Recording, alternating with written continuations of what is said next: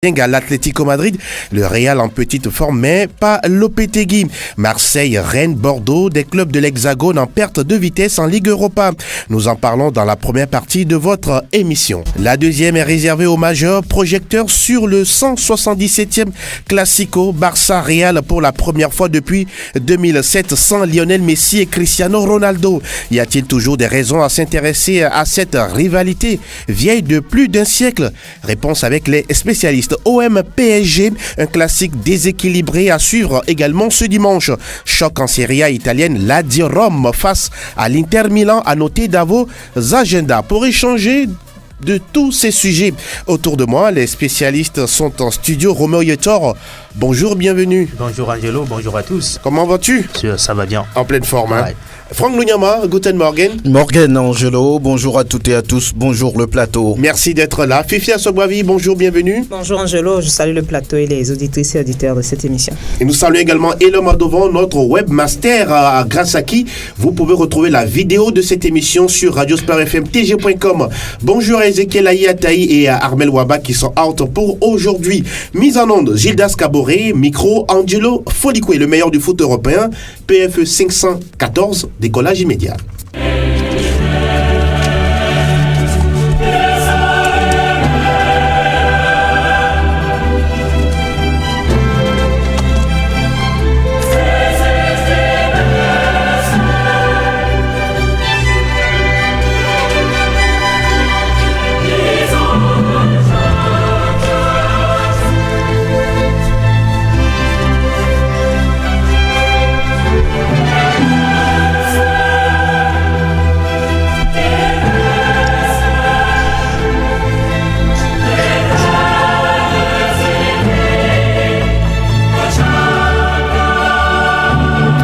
La Ligue européenne des champions, la Ligue des étoiles qui était à sa troisième journée des matchs de phase de groupe. Nous allons commencer de façon chronologique avec les rencontres disputées mardi dernier avec le groupe E, Franck Lunyama. L'AEK Athènes qui a courbé les Chines à domicile face au Bayern, 0 but contre 2. Et puis 1 but partout entre l'Ajax d'Amsterdam et le Benfica Lisbonne. Oui, après cette troisième journée, le constat et puis la petite surprise, c'est que c'est l'Ajax qui contrôle ce groupe E avec le même nombre de points naturellement que le Bayern de Munich. Donc l'AEK, on savait que c'était vraiment le petit poussé de ce groupe E. Et ce déplacement, c'est vrai que le Bayern sur ces dernières semaines n'était pas rassurant, n'était pas étincelant, mais on savait que les Allemands pouvaient s'en sortir. Ils ont réussi 2-0. Et voilà, et pour enchaîner 2 matchs, 1 nul pour le compte de la troisième journée. Et puis Ajax qui également a su battre Benfica à domicile 1-0. Donc je pense que pour l'instant, il n'y a pas une grosse surprise parce que c'est les deux qui semblent être en forme, qui contrôlent ce groupe. C'est vrai que le Bayern devrait être en tête, mais c'est juste à la différence de but. Donc je pense que pour le moment, il n'y a rien de surprenant en tant que tel dans ce groupe. Dans ce groupe E, Fifi, c'est vrai que l'Ajax est devant. Doit-on déjà parler de renaissance du football batave? Oui, tout à l'heure, quand Franck en parlait, je pensais un peu à cette équipe qu'on a connu moi dans mon enfance quand on parlait de l'Ajax. Je n'ai pas vu l'Ajax à ce niveau-là. Voilà. C'est la première fois que je retrouve l'Ajax à ce niveau. On se rappelait de l'époque des Canous et tout ça. Maintenant, c'est peut-être une renaissance pour ce club. Et c'est une surprise de voir l'Ajax devant le Bayern. C'est vrai que le Bayern traverse des moments difficiles, mais quand même, on s'attendait parce que l'Ajax soit devant le Bayern. Mais aujourd'hui, l'Ajax le fait. C'est peut-être une renaissance et il profite aussi de la méforme un peu du Bayern. Maintenant, il faut que ça continue comme ça dans la durée pour qu'on parle vraiment d'une renaissance. Vous le dites si bien, on va s'intéresser au groupe F où l'Olympique Lyonnais a perdu la tête du groupe au profit de Manchester City, vainqueur 3-0 sur la pelouse du Shakhtar Donetsk. Et puis, match spectaculaire, Roméo, 3 buts partout entre Hoffenheim et Lyon. Je pense que c'est le match le plus attrayant de cette troisième journée. 3 buts partout à l'arrivée. Les Lyonnais qui étaient en déplacement, qui voulaient revenir avec un match nul, ils ont dit avant l'entame de cette rencontre. Ils l'ont fait, même ils ont eu même la chance de pouvoir gagner ce match. Mais vous savez, les clubs français, à un moment donné, ça, tout se joue au mental. Ils étaient là-bas pour un match nul. Bon, je crois que c'est bon. C'était réaliste C'était réaliste dans une certaine mesure pour les Lyonnais, même si je dis que Lyon pouvait gagner ce match parce que à plusieurs reprises, Lyon a dominé cette rencontre, a mené avant de se faire rattraper. Donc, face aux Allemands qui ne sont pas aussi en bonne santé en championnat, Lyon pouvait l'emporter, mais un match nul, c'est bon à prendre également pour les Lyonnais. Mais malheureusement pour Lyon, ils perdent donc la première place, profitable maintenant à City, qui n'a pas fait dans les détails face au Shakhtar Donetsk. 3-0 pour les Citizens avec des buts de Silva. Je crois que Manchester City, après la défaite face à l'Olympique Lyonnais, se relance idéalement dans cette compétition. On a suivi également cette déclaration de Pep Guardiola la dernière fois, Fifi, qui disait qu'il ne sent pas le public de City aller chercher une Ligue des Champions. Vous le comprenez quand il dit ça? Oui, peut-être il fait la comparaison avec peut-être le public du Barça, du Bayern. Ce n'est peut-être pas la même chose. Vous savez que City, ce n'est pas un club aussi emblématique que ça. Ce n'est pas Manchester United, ce n'est pas Liverpool. On sait que ce sont des clubs avec des publics, un public vraiment chaud. Maintenant, City est venu au devant de la scène grâce aux moyens qui ont été mis. Ce n'est pas une équipe charismatique, donc on n'a pas le même profit de public que ces clubs-là. C'est normal qu'il dise ça par rapport à tout ce qu'il a vécu et dans le passé avec les autres clubs. Mais c'est quelque part vrai aussi, malgré les moyens qu'on met à la disposition de ce club-là depuis des années maintenant, on ne sent pas cette équipe de City vouloir vraiment le trophée. Et c'est un peu c'est comme un peu le Paris Saint-Germain quelque part. Donc quand il dit.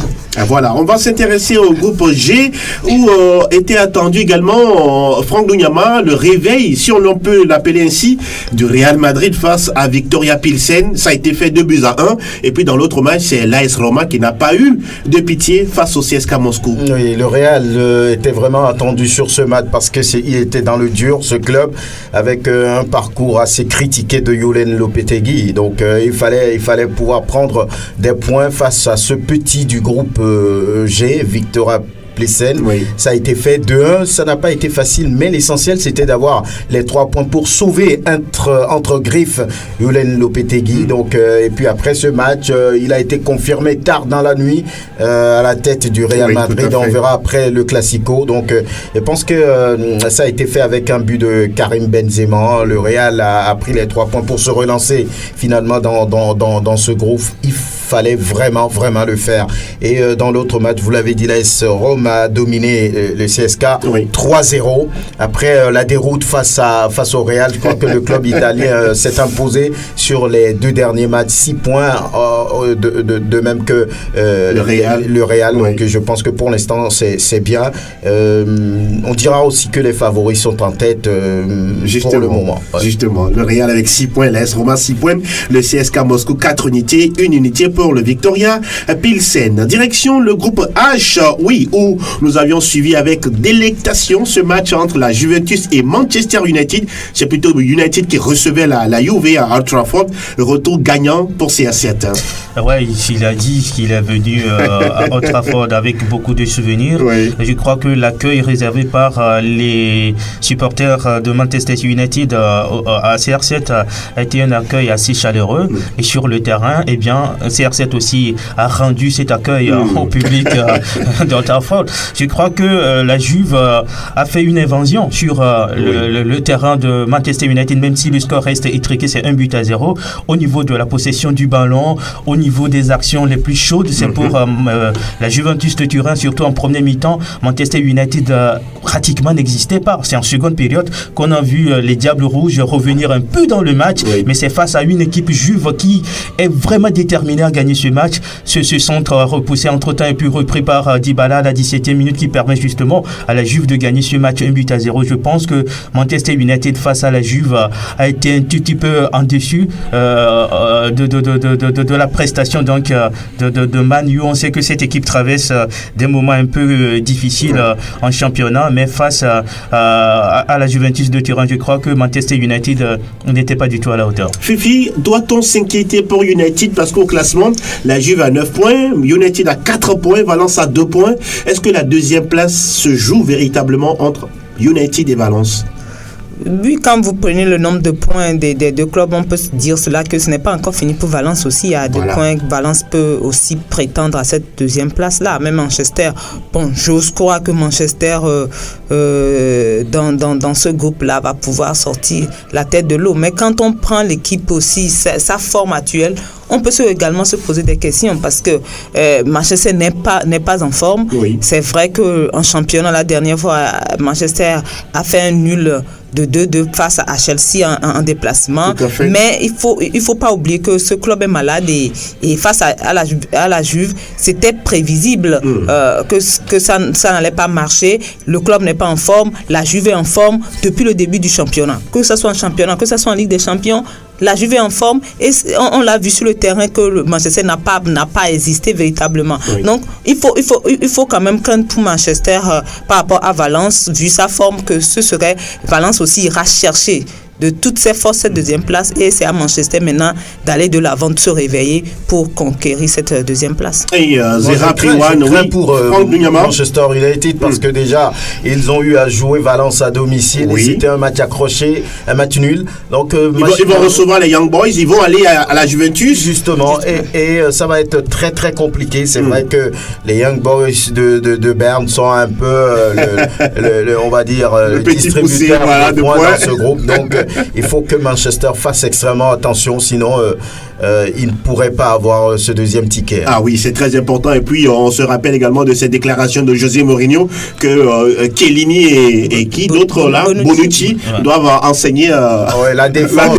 Mercredi, il y a eu également dans les groupes A, B, C et D. Et justement, nous visitons le groupe A avec Bruges qui tient en échec l'AS Monaco pour la première en Ligue des Champions de Thierry Henry. Et puis, oui, 4-0 pour Dortmund face à l'Atlético Madrid. Roméo Yedor. Je crois que c'est la raclée pour Atlético Madrid. Depuis que ce club a sur son banc Diego Simeone, eh bien Atlético Madrid n'a jamais pris 4-0 dans un match. Absolument. Même si les Colchoneros prennent 4 buts, au moins ils arrivent à réduire l'écart. 4 buts en 16 minutes. En 16 minutes, c'est inimaginable.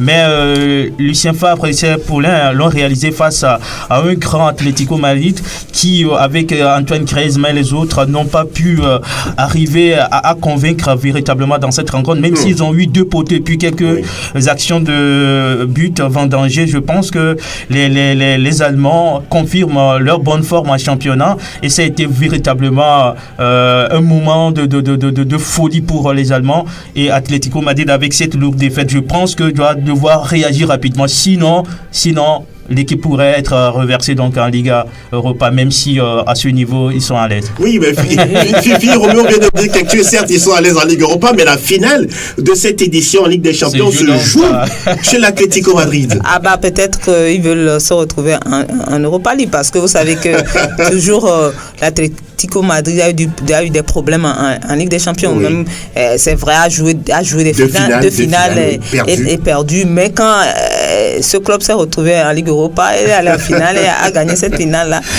Mais dans cette rencontre, c'est la forme de Dortmund du moment, de Dortmund qui m'impressionne. En championnat, comme en Ligue des Champions, Dortmund paraît très très en forme, surtout avec l'arrivée de Favre et à la tête de cette équipe-là. Et c'est le Bayern de Munich qui doit se faire des soucis, parce que déjà l'écart en championnat et puis cette forme qu'affiche Dortmund, ce sera rude cette bataille en Bundesliga. Franck Gougnama, vous qui patronnez cette ligue, nous parlons bien sûr de la Bundesliga. Favre a métamorphosé Dortmund. Vous savez que c'est un technicien qui aime le beau jeu, football tourné vers l'avant avec un jeu fluide. Lorsqu'il était à Nice, vous avez vu, il a complètement transformé cette équipe, et cette équipe niçoise quand même avait l'un des plus beaux jeux de la Ligue 1 française. Donc il a transporté quand même la même chose au niveau du Borussia Dortmund, dont la philosophie aussi quelque part est le beau jeu. Vous allez voir au moment de Jürgen Klopp, c'est une équipe qui va très vite vers l'avant, qui défend bien aussi. Même chose pour Thomas Tuchel, et qui s'appuie également sur des jeunes qui ont la vivacité, la vitesse. Donc je pense que Lucien Favre, qui connaît bien la Bundesliga pour l'avoir fait il y a quelques années, donc juste de retour avec certainement de nouvelles idées et d'autres approches qui permettent aujourd'hui à Dortmund de pouvoir s'imposer dans son jeu fluide, un jeu bien aéré qui est tourné vers l'avant. Donc je pense que c'est bien pour ce début de saison. J'espère quand même qu'ils vont pouvoir continuer sur cette lancée, parce que le championnat est long, et cette surprise de la Ligue Europa est à féliciter. 4-0 par rapport à l'Atlético. Voilà. C'était quand même c'est extraordinaire. Et figurez-vous que c'était le 391e match de Simeone. Pour la première fois, il perd sur un score de 4 buts. C'est quand même incroyable. On va s'intéresser à arracher le nul à domicile face à Tottenham, et puis le qui s'impose 2-0, le Barça sans Lionel Messi, 2-0 face à l'Inter Milan. Roméo. Bon, c'était un Barça qui n'a pas eu assez de difficultés face à l'Inter Milan. C'est vrai que dans les 15 premières minutes, la partie semble équilibrée entre les deux, mais juste après la demi-heure, on a vu le Barça qui a complètement possédé le ballon, et puis le club italien n'y arrivait toujours pas. 2-0 sans Messi. Je crois que c'est un bon signe pour les Barcelonais. Maintenant, c'est Dembélé qui ne profite pas de cette absence de Messi quand il n'est pas respectueux. Donc je crois que c'est ce qu'il arrive au niveau du football professionnel. Il ne faut pas blaguer avec le respect du groupe. Il faut être à l'heure quand on vous demande d'arriver. Et voilà, il a accusé 25 minutes de retard. C'est la raison pour laquelle il est resté sur le banc, si les gens ne le savent pas. Ah oui, ça c'est bien dit, parce que vous êtes le patron de Fifi. Dans ce groupe-là, Tottenham perd du terrain, parce qu'au classement, on a le Barça qui a 9 points, 6 unités pour l'Inter et un petit point pour Tottenham. Bon, à mon avis, c'est pratiquement fini pour Tottenham. C'était l'occasion de gagner la dernière fois, mais dans ce match, il y a le risque qui prend un carton rouge, et après il y a l'égalisation qui suit dans les dernières secondes. C'est compliqué pour Tottenham cette saison en Ligue des Champions par rapport à la saison dernière, où Tottenham a quand même essayé. Je me rappelle, avec le Real, a battu même le Real, a fait match nul en retour. Donc cette saison, c'est vraiment compliqué, c'est largué. Peut-être ce sera l'Europa League également pour Tottenham.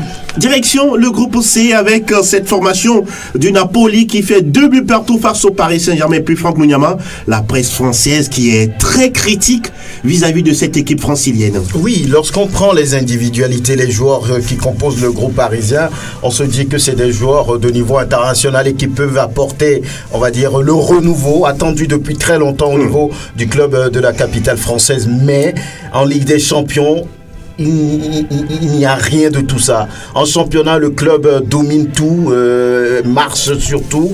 Et la preuve, il y a 10 journées, 10 victoires, 30 points sur 30 possibles. Maintenant, sur l'échiquier européen, le club est absent.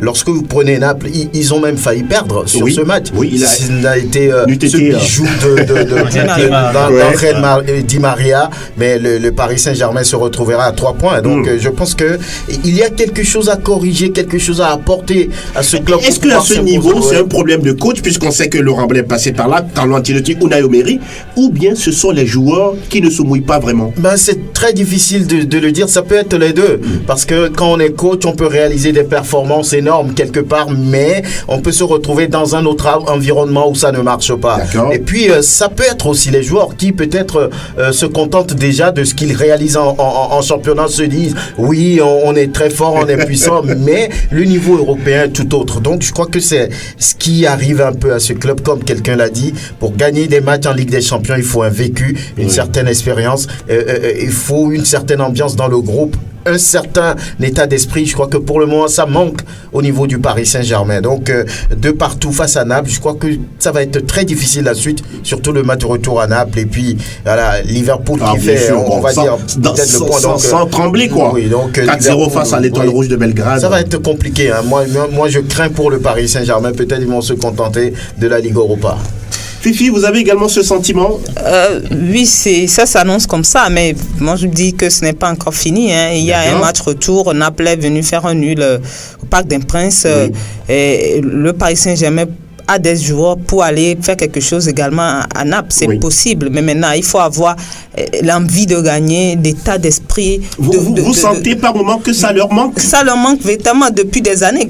Par exemple, passe à Naples, au Parc des Princes, on ne pouvait pas s'attendre à ce que le Paris Saint-Germain encaisse de buts. Avec l'effectif, ce n'est pas parce que Thiago Silva seul n'est pas là que le Paris Saint-Germain peut te permettre d'encaisser 2 buts au Parc des Princes face à Naples. Mais maintenant, il faut avoir cet état d'esprit, cette envie de mouiller le maillot, de gagner des matchs. C'est ce qu'on ne retrouve pas chez le Paris Saint-Germain. En championnat, dans la Ligue 1, c'est vrai, ce sont des clubs faciles pour le Paris Saint-Germain. Maintenant, quand l'adversité devient rude, on ne retrouve pas cette équipe, on ne retrouve pas cette envie comme on peut voir chez d'autres joueurs. Par exemple, le Real, à un moment donné, même Barcelone, à un moment donné, on retrouve ces choses-là. C'est ce qu'on ne retrouve pas avec le Paris Saint-Germain. Et quand le Paris Saint-Germain aura atteint ce niveau-là, le Paris Saint-Germain pourra aller en tout cas. Je crois que le problème parisien, c'est au niveau des joueurs. Individuellement, ils sont bons et en Ligue 1 conformément, ça peut passer. Maintenant, en Ligue des Champions, c'est un autre niveau. Il faut un collectif. C'est ce qui manque aux Parisiens. Les joueurs ne sont pas capables à se sacrifier pour l'équipe. Ça, on ne peut pas gagner. Seul Neymar est arrivé à attirer un peu l'équipe. Les autres, il n'y était pas. Cavani, à un moment donné, il était perdu. Complètement. On se souvient dans le match contre l'Olympique Lyonnais où Kimpembe avait pris carton jaune, mais le coach était obligé de sortir Cavani, même s'il n'était pas d'accord. Je pense que Cavani, à l'allure où vont les choses, peut-être sera sacrifié. On va mettre quelqu'un d'autre pour densifier un peu le milieu de terrain parisien, parce que pour l'instant, à Ligue des Champions, ça ne répond pas. Face aux petits, oui, Paris est souverain, mais face aux autres clubs qui sont aussi à un niveau un peu plus supérieur, les Parisiens n'y arrivent toujours pas. Je pense que le collectif parisien doit être vraiment... on doit revoir un peu ce système-là pour permettre aux Parisiens d'avoir un système collectif pouvant leur permettre de gagner des matchs. Sinon, s'il faut compter sur les exploits individuels de certains joueurs, ça ne peut pas aller. Et puis, il faut regarder la mauvaise forme de Cavani, aussi bien en Ligue des Champions qu'en championnat. En championnat, c'est quand même bizarre, non? La dernière fois, c'est 5-0. Qu'est-ce qui se passe avec lui? Aucun but de Cavani. C'est quand même rare. C'est rare. Il passe pas un moment difficile. Je ne sais pas si c'est la concurrence avec un peu avec Mbappé. Mbappé et puis Neymar. Qui sont en train d'agir sur Est-ce qu'il y a un problème de leadership aussi dans ce club? Oui, vous savez, depuis le début de la saison, on veut monter un peu Mbappé. Toute la presse veut mettre Mbappé à un certain niveau. Voilà, au niveau du Paris Saint-Germain. Et psychologiquement, ça agit un peu sur Cavani, mais en principe, ça ne devait pas agir sur lui, parce que c'est un grand joueur, le meilleur buteur de l'histoire du club, à l'heure où nous parlons. C'est un guerrier, mais je crois que ça dépend également de l'entraîneur qui, à son arrivée, a semblé faire son choix. C'est-à-dire à la fin, on l'a vu, on l'a remarqué plusieurs fois, Thomas Tuchel qui va embrasser Neymar et Mbappé et qui n'a rien dit à Cavani. Dans la tête, je pense que ce sont les choses qui parlent. Oui, il est un peu déstabilisé. L'entraîneur doit pouvoir mettre tous les joueurs à l'aise. Oui, c'est vrai que Mbappé et Neymar flambent aujourd'hui, mais ce n'est pas une raison pour peut-être mettre entre parenthèses Cavani. Et ça, dans la tête du joueur, on peut être un guerrier si celui qui vous conduit ne semble pas vous mettre dans les mêmes dispositions que les autres. Complimenter par moment. Vraiment, ça fait mal. Je crois que c'est ce qui arrive. C'est compliqué. Et on va s'intéresser à quelques chiffres du Paris Saint-Germain sous l'ère Qatar Sport Investment. Ça fait 6 petites victoires, 9 nuls, 11 défaites face aux grands clubs des 5 grands championnats. Et on va finir avec... Ça veut dire que le Paris Saint-Germain n'est pas encore grand. Et on va finir avec cette déclaration de Thomas Tuchel. Vous l'aviez dit tantôt, cher spécialiste. On joue sans intensité. On ne joue pas ensemble. Nos décisions ne sont pas bonnes Lisbonne, on doit s'améliorer. Ouais. Voilà qui est ça dit. Résume un peu tout ce qu'on vient de dire. Exactement. Et puis il a dit que Paris n'est pas favori. Ah voilà, il a dit clairement. Hein. Ouais. Attention. Et dans cette poule C, on retrouve Liverpool en tête avec 6 points, 5 unités pour le Napoli, 4 points pour le Paris Saint-Germain et puis 1 point pour l'Étoile Rouge de Belgrade. Le groupe D, enfin, Galatasaray qui perd 0 but contre 1 à domicile face à Schalke 04. Et puis, belle victoire en déplacement du FC Porto, 3 buts à 1 devant le Lokomotiv Moscou. Et dans cette poule, on retrouve Porto avec 7 points, Schalke 4 points, 4 points également pour Galatasaray et puis Lokomotiv Moscou, bon dernier avec 0 unité. Voilà qui est dit. Prochaine journée de la Ligue des Champions, ce sera dans 2 semaines et prenez les matchs qui ont été disputés mardi et mercredi, faites juste le sens inverse, la flèche inverse et vous aurez les différentes confrontations. Fini pour la Ligue européenne des champions, on parle de la Ligue Europa. La Ligue Europa était au rendez-vous hier et on va s'intéresser aux performances, si on peut les appeler ainsi, des clubs français. Marseille qui perd 1 but contre 3 face à la Lazio Rome. C'est incroyable, Fifi. Oui, cette équipe-là qui ne va pas bien, qui était finaliste de l'Europa League la saison dernière. Oui, depuis le début de la saison, on a remarqué que Marseille encaisse beaucoup. Oui. Même si Marseille arrive à marquer, Marseille encaisse beaucoup. Et sur le coup, hier, ça s'est vu, ça veut dire qu'il y a un problème au niveau défensif de ce club-là, que ce soit en championnat ou en Europa League désormais. À chaque match, Marseille a encaissé. Hier, c'est encore 3 buts encaissés par Marseille au Vélodrome. C'est inadmissible pour un club qui s'appelle Marseille. Et rapidement, il faut revoir tout ça. Mais ça fait déjà des années qu'on dit qu'on ne revoit rien. Marseille est un grand club et à chaque début de saison, il y a les mêmes problèmes qui sont là et les propriétaires ne disent rien. Imaginez cette saison, quels sont les recrues de Marseille après la saison dernière? Il n'y en a pas à part Strootman, qui a été vraiment pour eux la grande recrue. Il y a vraiment pas eu de bon recrutement, alors qu'on savait qu'on avait un problème à ce niveau-là. Donc moi je pense que la balle est dans le camp des dirigeants de Marseille. Si on veut faire renaître Marseille, ça passe pas des meilleures décisions pour ce club. Roméo, est-ce que Marseille est déjà éliminé? Parce qu'au classement, Francfort a 9 points, 6 points pour la Lazio dans ce groupe H et puis Marseille a 1 petit point. Bon, Marseille peut revenir dans le coup si les Phocéens essaient d'élever un peu leur niveau de jeu. L'équipe n'est pas équilibrée. Il faudrait qu'on fasse l'effort pour équilibrer l'équipe des Marseillais parce que à tous les niveaux on voit que quand un joueur est bon ça marche, quand Dimitri Payet est en forme l'équipe se porte bien, quand Thauvin n'est pas là on n'arrive pas à marquer. Il faut équilibrer cette équipe pour permettre aux Phocéens de pouvoir rêver, sinon la porte de la sortie est grandement ouverte. Moi, je pense que ça va être compliqué pour l'Olympique de Marseille qui n'arrive pas comme un champion en titre. Marseille qui joue comme tous les clubs, on va dire, ordinaires. Fifi l'a dit, il n'y a pas eu de recrues conséquent, le casting n'a pas été bien. Quand on veut des joueurs dans l'axe de la défense, il faut aller chercher des joueurs. Lorsqu'on met en place un projet qu'on dénomme Champion Project, pour l'instant, ce projet est à l'eau où on ne voit rien. Parce que là, Tchali Tachar, quand il est arrivé, il n'a rien donné. C'est un nom de joueur, hein? Oui. Tchali Tachar. Oui, le Croate, il n'a rien donné. Et puis, Radonjic également de l'Étoile Rouge de Belgrade, ce n'est pas ça. Rudy Garcia ne les aime plus parce que il est obligé de les mettre par exemple Tchaleta dans l'axe parce qu'on dit que la place de Gustavo c'est au milieu de terrain ou bien juste devant la défense. Et il essaie de le faire mais au fond de lui-même il n'aime pas ses joueurs. Donc c'est quand même des recrutements ratés. Marseille vraiment 3-1 à quelques jours du Classico. Incroyable. Mais on se demande qu'est-ce qui va se passer le week-end. Et puis les deux formations Rennes et Bordeaux, équipe française également, qui perdent sur le même score de 2-1 face au Dynamo et puis face au Zénith Saint-Pétersbourg. Ce sont quand même les adversaires là, ce sont quand même des clubs qu'on connaît également qui ne sont pas des petits clubs non plus. Mais Rennes, il s'agit de Rennes et puis de Bordeaux. Surtout Bordeaux depuis le début de la saison aussi en Europa League, je crois qu'il ne fait pas un très bon parcours là.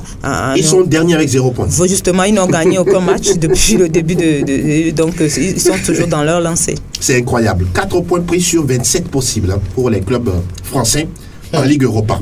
Incroyable. Et on a l'impression aujourd'hui que les clubs des autres pays aussi comprennent maintenant l'importance bien de sûr, l'Europa ils font l'effort pour y arriver. Ils font l'effort, tout le monde fait l'effort maintenant dans de bien jouer l'Europa. On crache sur cette coupe, on aime beaucoup plus la Ligue des Champions. On va dire une compétition au rabais après. Voilà, normalement. C'est quand même une coupe européenne. Absolument. Europa, qui vous fait gagner de l'argent. Voilà, juste derrière la Champions League. Voilà. Ah oui, mais donc moi je pense qu'il faut quand même profiter de cette compétition. Et puis quand on voit comment Arsenal et puis Chelsea sont en train de jouer cette coupe-là, on comprend qu'ils sont dedans en fond et ils veulent gagner. On suivra encore une fois cette compétition qu'est la Ligue Europa, la 4e journée, naturellement, dans 2 semaines. Fini pour les coupes européennes. Cette fois-ci, nous ouvrons la page des majeurs.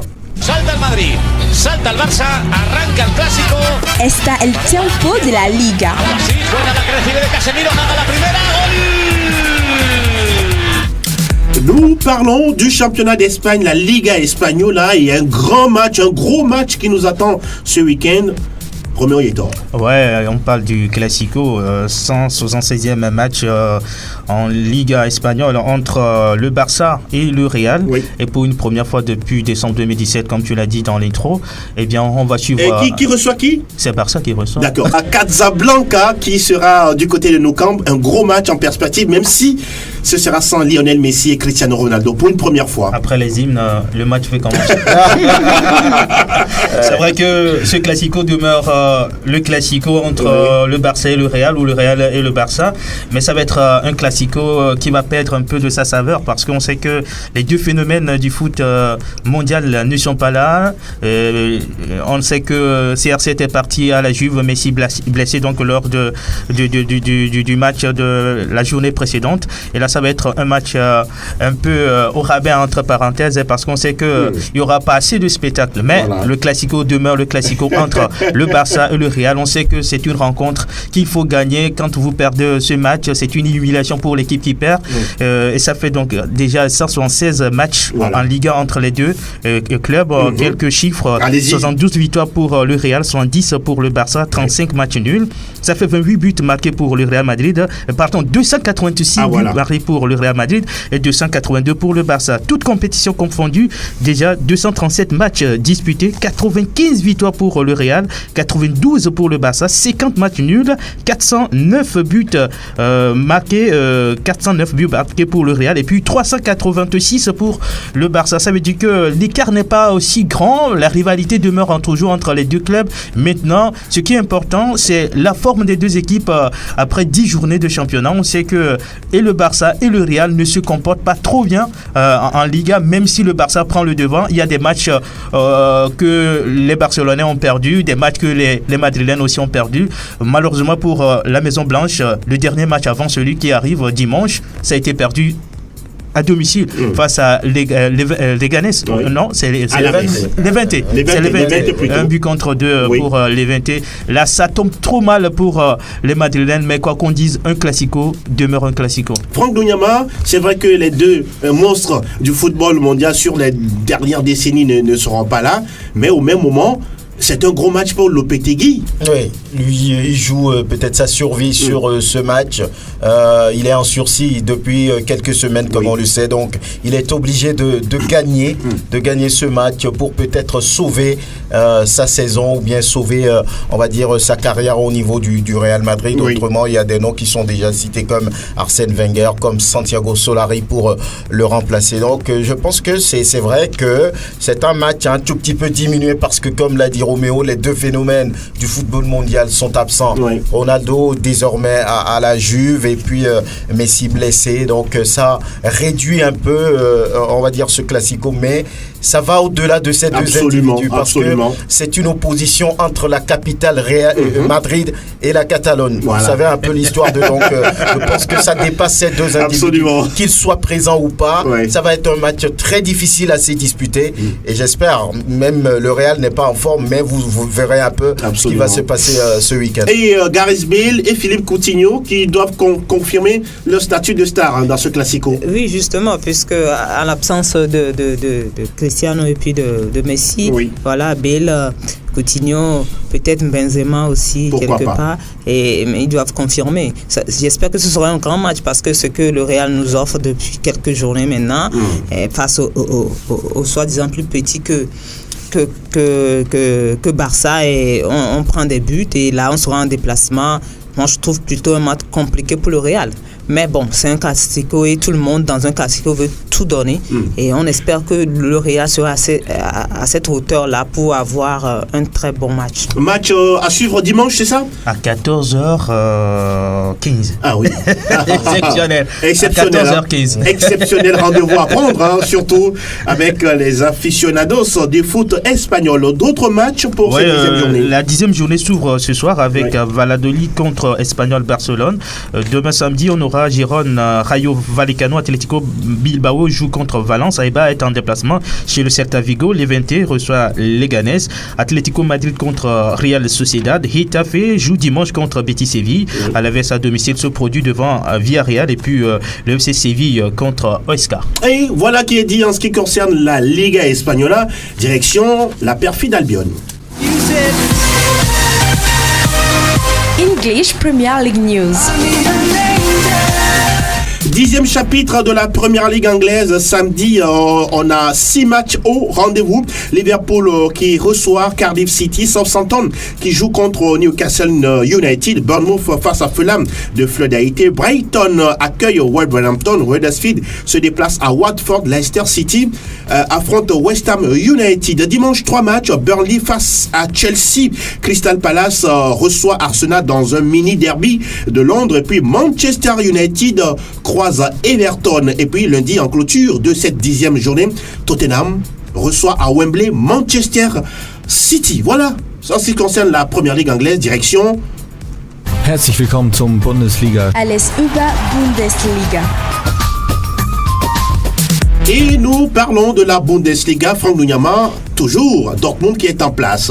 Dortmund est en tête après 8 journées parce que le club est en forme, conduit par Lucien Favre. Et justement, ce leader Borussia Dortmund va encore se positionner pour le compte de cette 9e journée. Alors, Fribourg, ça commence ce soir comme d'habitude avec Fribourg qui reçoit Mönchengladbach.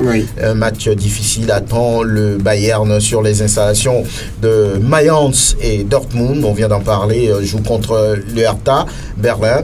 Düsseldorf, on va dire anéanti, détruit il y a quelques jours, va peut-être se relancer face à Wolfsburg. Et Hanovre 96 du Togolais Ilas Bebou joue contre Augsbourg. Offenheim donne rendez-vous à Stuttgart. Nuremberg, Francfort, Leipzig à rendez-vous avec Schalke 04 et puis le Werder Brême qui joue contre le Bayer Leverkusen. Et voilà, en ce qui concerne la Bundesliga, oui, on va suivre de très très près tous les matchs de cette ligue-là. Et justement, lundi, dans Plateau Foot Europe, on vous donnera tous les résultats dans les moindres détails. Là de suite.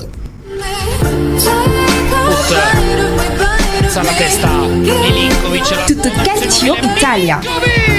Spacca la porta, segna anche il Team Cup.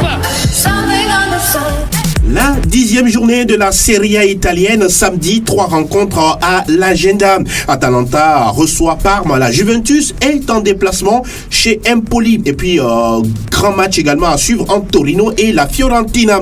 Dimanche, on a 6 matchs au programme. Sassuolo qui joue contre Bologne, Udinese est au révélateur de Genoa, Cagliari reçoit le Chievo Vérone, Spal Ferrara joue contre Frosinone, Milan AC également accueille à San Siro la Sampdoria. Et puis le choc entre un des chocs entre Napoli 2e, ce sera face à l'AS Roma 7e. Et puis le gros choc a lieu lundi.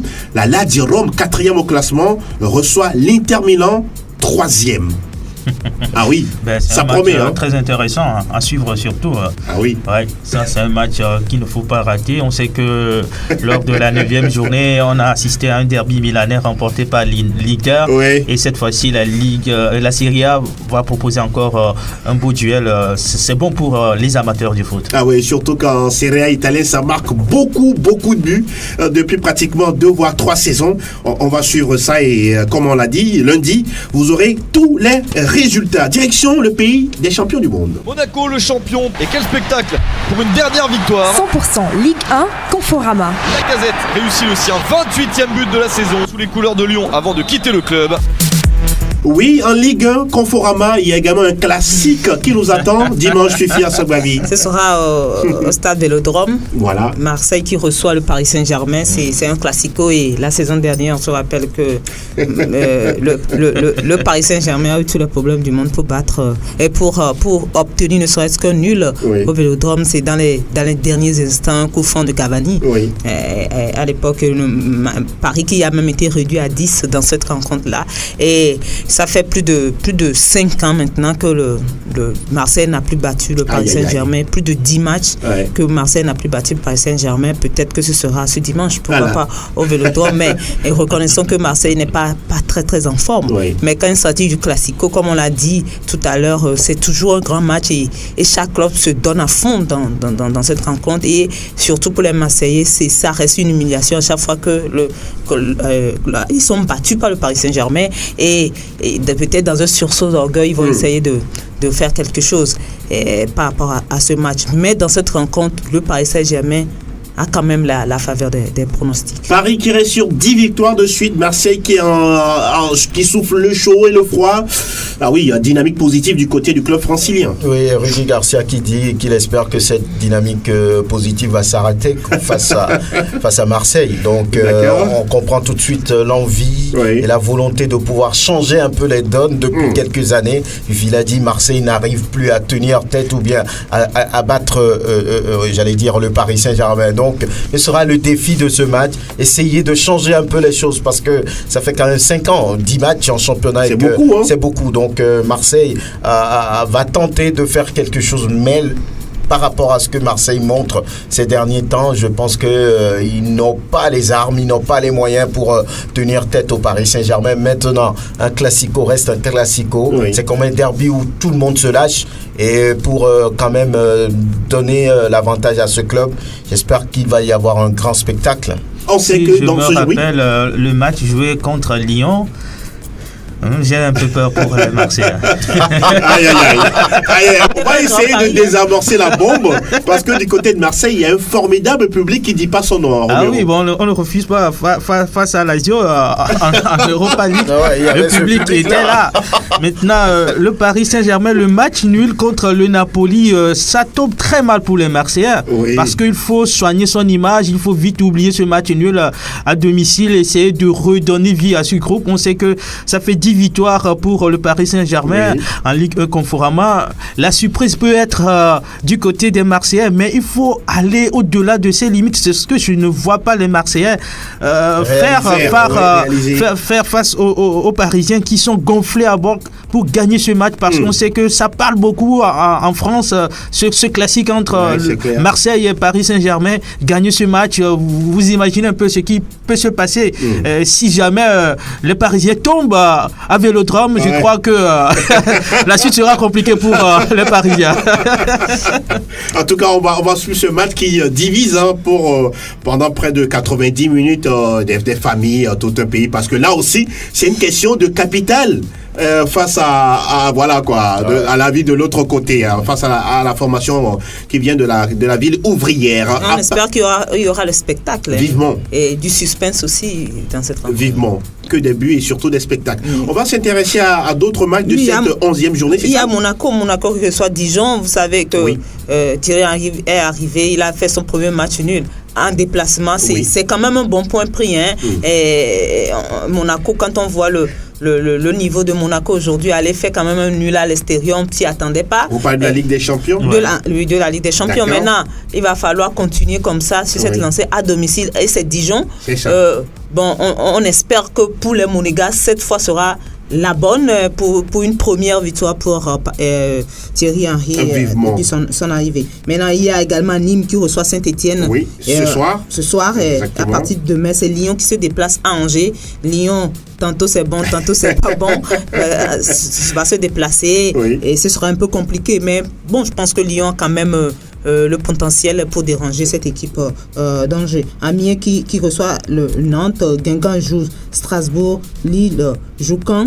Lille aussi en très belle forme depuis le début de la saison, va recevoir Caen, peut-être pour continuer sur sa belle lancée également. Et Toulouse de Mathieu de Séville qui joue Montpellier à domicile, et puis dimanche Rennes Reims de Romao, Oui. Bordeaux, Nice, et puis en clôture, comme vient de le dire, Marseille reçoit le Paris Saint-Germain. On va suivre cette affiche, ce classique là du foot français entre Marseille et le Paris Saint-Germain. Ce sera dimanche, oui, je pense à 20h, non, c'est ça? Oui, à 20h. 20h temps universel. Et voilà, on s'achemine également vers la fin de cette émission. Nous avons l'opportunité de saluer des inconditionnels de cette émission. Roméo Yetor. Ouais, Gidas d'ADU reçoit nos salutations et puis bonjour à tous ceux qui sont branchés. Benoît Nousoukwe qui anime surtout notre groupe WhatsApp. Ah, merci professeur. Surtout parce que voilà quoi, voilà, 3 points de suspension. Fifi? Bon, je salue tous les confrères qui ont l'habitude de nous suivre, les confrères marseillais, aussi bien marseillais que parisiens, voilà. aussi Madeleine que catalans. Voilà. Ce sont les classicos du week-end et que les meilleurs gagnent. Franck Nounyama. Non, juste dire bonjour aux inconditionnels de cette émission. Excellent week-end. Voilà, on dit également bonjour à tous ceux qui sont sur la plateforme fan PFE Sport F. Ils sont nombreux à animer cette plateforme pratiquement tous les jours. Nous saluons également Ortega, Dangan de Madrid, Yvette Clousset. Nous saluons Sam, Dovi, Ahmed. Nous saluons également Bolanini, Emmanuel Doncor et puis l'honorable Akoda. Nous saluons également Sédou Foudou. Voilà, les autres collègues de la rédaction, Natif Yoroma, Grégoire Ratignon, Joanita, et puis voilà, ceux qui sont également du côté de radiosportfmtg.com. Nous aurons notre classico également ici. Ah oui, hein? À la rédaction. Oui, justement, on a notre classico également. Oh, ça va jaser, ça va jouer de toutes les façons. Merci Franck Nounyama, merci Fifi Assogbavi, merci à Roméo Yetor. Bonjour encore une fois au passage à Armel Ouaba et à Ezekiel Laï Ataïb. Bon courage à vous. Merci à Eloma Dovon qui a assuré la vidéo de cette émission à retrouver sur sportfmtg.com. La mise en onde a été signée Judas Caboret. Très beau week-end sportif à toutes et à tous.